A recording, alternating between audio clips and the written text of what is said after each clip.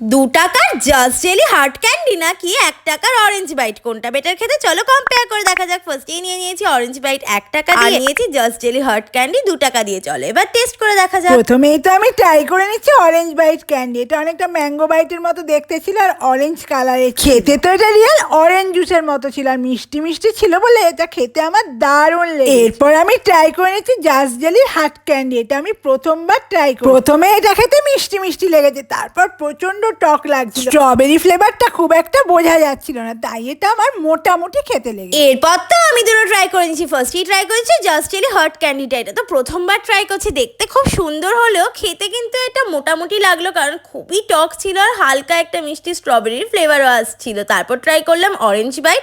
Orange byte তো বহুদিন পর ট্রাই করছি আর এটা খেতে কিন্তু দারুণ ছিল, একদম অরেঞ্জ জুসের মতো, কিন্তু খুব একটা টকও ছিল না, তাই কিন্তু ফ্লেভারটা দারুণ লাগছে। তাই আমাদের কাছে তো আজকের ক্লিয়ার উইনার অরেঞ্জ বাইট। তোমাদের কোনটা পছন্দ কমেন্টস করে জানাও।